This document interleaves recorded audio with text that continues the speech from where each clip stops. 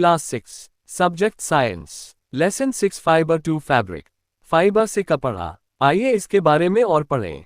कपड़ों की उत्पत्ति, कपड़ा सामग्री के प्रकार, विभिन्न प्रकार के फाइबर, सिंथेटिक कपड़े, सूत से कपड़ा, कपास का उपयोग, जूट का उपयोग। हम मुख्य रूप से अपने शरीर को मौसम से या जानवरों और कीड़ों से बचाने के लिए कपड़े पहनते हैं। हम विभिन्न मौसमों में और दुनिया के विभिन्न हिस्सों में कपड़ा सामग्री की एक विशाल विविधता देखते हैं। कुछ कपड़े या कपड़े सूती हैं, कुछ सिंथेटिक हैं और कुछ ऊनी हैं। बेडशीट, कंबल, टेबल क्लॉथ, पर्दे, डस्टर और तौलिए विभिन्न प्रकार के कपड़ों से बनाए जाते हैं। क्या आप इन कपड़ों को सूती, ऊन, रेशम या सिंथेटिक के रूप में पहचान सकते हैं? प्रागैतिहासिक काल में कपड़ों का मतलब जानवरों की खाल और पेड़ों की छाल होता था। क्या आपने कभी सोचा है कि जब कपड़े नहीं थे तो आदिमानव खुद को ढकने में कैसे कामयाब होते थे? कपड़ों की उत्पत्ति। प्रागैतिहासिक काल में लोग गुफाओं में रहते थे। वे जानवरों की खाल पहनकर अपने शरीर की रक्षा करते थे। कपड़े उनके लिए अज्ञात थे। वे मौसम की दया पर निर्भर थे।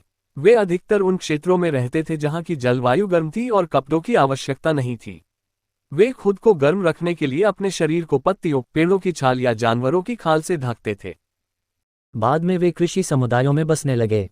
उन्होंने मक्का, सब्जियां, जूट, कपास आदि फसलें उगाना शुरू किया।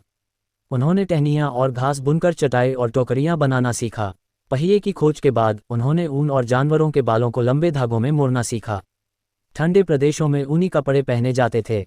अब आदिमानव ठंडे प्रदेशों की ओर पलायन करने लगा। प्राचीन भारतीय हल्के कपास से बने कपड़े पहनते थे जो गंगा घाटी के पास के क्षेत्रों में उगते थे। इसी तरह प्रारंभिक मिस्रवासी कपड़े बनाने के लिए फ्लेक्स फाइबर का उपयोग करते थे जो नील नदी के पास के क्षेत्रों में उगते थे। अफ्रीका। उन दिनों उन्हें सिलाई नहीं आती थी। मनुष्य केवल अपने शरीर के चारों ओर कपड़ा लपेटते हैं। सिलाई सुइयों के आविष्कार के साथ उन्होंने कपड़ों से कपड़े बनाना, सिलाई करना शुरू कर दिया। अधिकांश स्थानों पर उन्होंने साड़ी, लुंगी, सारंग और पगड़ी जैसे कपड़े अपने चारों ओर लपेटे और सिलाई सुइयों का उपयोग लोकप्रिय हो गया। गतिविधि -1। अपनी सूती शर्ट, अपने ऊनी स्वेटर, एक सिंथेटिक साड़ी या शर्ट, एक रेशम साड़ी और एक जूट बैग के कपड़े या फैब्रिक को महसूस करें। आप उनमें क्या अंतर पाते हैं? जैसे कपास, रेशम, ऊन। कपास हल्का और यथोचित चिकना होता है। ऊन रोएदार होता है। रेशम चिकना और चमकदार होता है। सिंथेटिक कपड़ा हल्का और चिकना होता है। जूट खुरदुरा होता है। सूती, ऊनी, रेशम और सिंथेटिक कपड़े चार मुख्य सामग्रियां हैं जिनसे आज कपड़े बनाए जाते हैं। सिंथेटिक सामग्री को अक्सर कपास या ऊन के साथ भी मिलाया जाता है। विभिन्न प्रकार के फाइबर। जब आप सुई में धागा डालने की कोशिश करते हैं तो आपने भी कुछ ऐसा ही देखा होगा। अधिकांश समय आप पाएंगे कि धागे का सिरा कुछ पतले धागों में अलग हो जाता है। इससे सुई की आंख से धागा गुजारना मुश्किल हो जाता है। धागे के जो पतले धागे हम देखते हैं वे और भी पतले धागों से बने होते हैं जिन्हें रेशे कहते हैं। जिस प्रकार भारत में खाद्य पदार्थों की विविधता है, उसी प्रकार वस्त्र सामग्री या फैब्रिक की भी विशाल विविधता मौजूद है। सभी कपड़े रेशों से बने होते हैं जो पौधों, जानवरों या मानव निर्मित स्रोतों से प्राप्त होते हैं। रेशे दो प्रकार के होते हैं, प्राकृतिक रेशे और कृत्रिम रेशे। प्रकृति कई प्रकार के रेशे प्रदान करती है जैसे जूट, कपास, रेशम और ऊन। वे सभी रेशे जो पौधों और जानवरों से एकत्र किए जाते हैं प्राकृतिक रेशे कहलाते हैं। कपास और जूट के रेशे पौधों से प्राप्त होते हैं। ऊन और रेशम के रेशे जानवरों से प्राप्त होते हैं। ऊन भेड़ के मोटे ऊन से बनाया जाता है। रेशम का धागा रेशम के कीड़ों से प्राप्त किया जाता है। पिछले लगभग 100 वर्षों में रेशों को रासायनिक रूप से कपड़े से बनाया जाता है और अक्सर प्राकृतिक रेशों के साथ मिलाया जाता है। इन्हें सिंथेटिक फाइबर कहा जाता है। ज्ञान बक्सा। टन रेशे वास्तव में वे बाल हैं जो कपास के बीजों की सतह पर उगते हैं। काउंट या चार्डोनेट एक फ्रांसीसी रसायनज्ञ थे जिन्होंने कपास से रेयान नामक फाइबर बनाया था। प्राकृतिक कपड़े। प्राकृतिक स्रोतों से प्राप्त रेशों से बने कपड़े प्राकृतिक कपड़े कहलाते हैं। इन्हें आगे दो श्रेणियों में विभाजित किया गया है, जानवरों के कपड़े और पौधों के कपड़े। 1. पशुओं के कपड़े से प्राप्त कपड़े। पशु स्रोत ऊन, रेशम, कश्मीरी और फर हैं। ऊन भेड़ के ऊन और ऊंट, याक, अल्पाका, विकुना और गुवानाको के बालों से प्राप्त किया जाता है। कश्मीरी एक कपड़े का रेशा है और कश्मीरी बकरियों से प्राप्त होता है। फर विभिन्न जानवरों जैसे खरगोश, मिंक, ऊदबिलाव से प्राप्त किया जाता है। फर का अवलोकन किया जाता है। रेशम रेशम कीट से प्राप्त किया जाता है जो एक बड़ा सफ़ेद कीट कैटरपिलर है।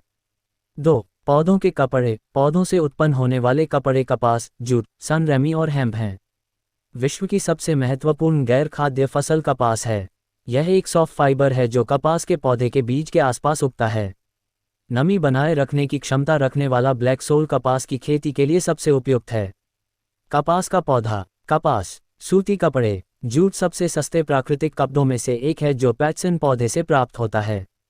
ये गर्म, आर्द्र जलवायु में सबसे अच्छी तरह उगता है जहां वार्षिक वर्षा 150 सेमी या अधिक होती है। ये गंगा ब्रह्मपुत्र डेल्टा की जलोढ़ मिट्टी में सबसे अच्छी तरह उगता है।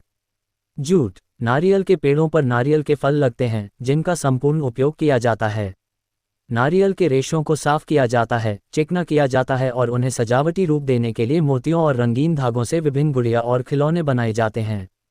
गतिविधि -2, सिले हुए कपड़ों की कतरनें एकत्रित करें।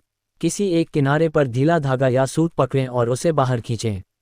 आप किसी धागे को पिन या सुई से भी खींच सकते हैं। सिंथेटिक कपड़े, रसायनों का उपयोग करके कारखानों में निर्मित कपड़े सिंथेटिक कपड़े कहलाते हैं। इन्हें कृत्रिम कपड़े के रूप में भी जाना जाता है। कुछ प्रसिद्ध सिंथेटिक कपड़े नायलॉन, पॉलिएस्टर, टेरिलीन प्लास्टिक हैं जो रसायनों से बने होते हैं जो ज़्यादातर पेट्रोलियम से प्राप्त होते हैं। प्लास्टिक को पिघलाने के लिए पहले उसे गर्म किया जाता है, फिर इसे स्पिनर नेट नामक एक उपकरण के माध्यम से डाला जाता है जिसमें बारीक छेद होते हैं। छिद्रों से निकलने वाले लंबे धागों को ठंडा और जमने दिया जाता है। सूत बनाने के लिए इनमें से कई धागों को मोड़ा जाता है एक साथ, जिसका उपयोग सिंथेटिक कपड़ा बनाने के लिए किया जाता है।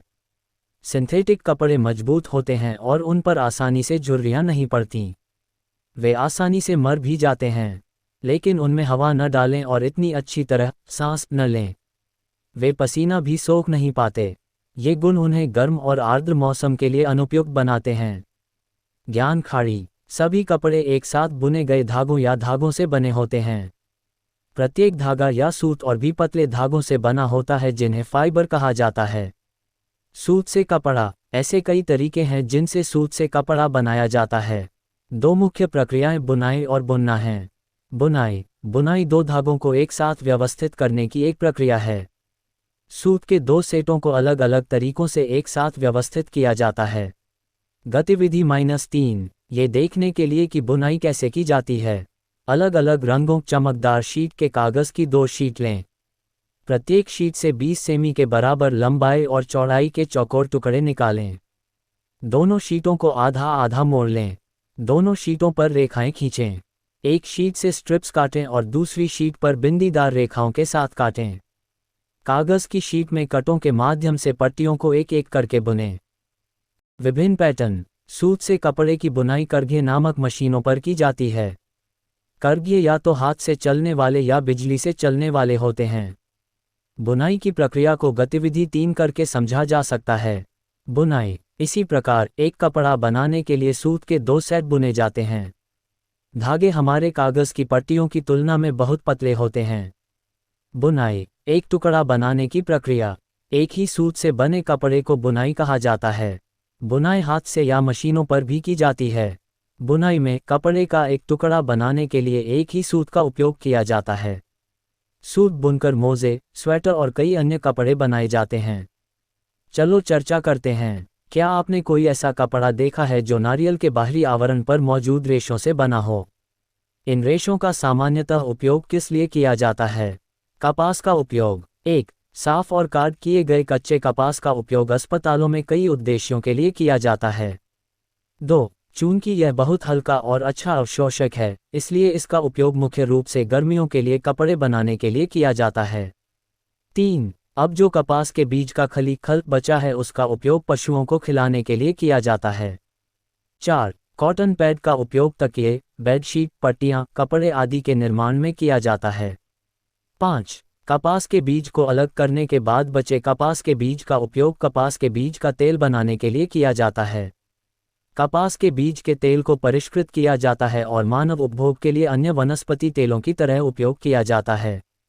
जूट का उपयोग। तकिया, कॉटन बॉल। 1. जूट का उपयोग बोरियां और अन्य लपेटन सामग्री बनाने के लिए किया जाता है। 2. इसका उपयोग कच्चे कपास की गांठें लपेटने के लिए कपड़ा बनाने में किया जाता है। 3. इसे पर्दे, कुर्सी, हैंडबैग, कवरिंग, कालीन और कई अन्य वस्तुओं में बुना जाता है।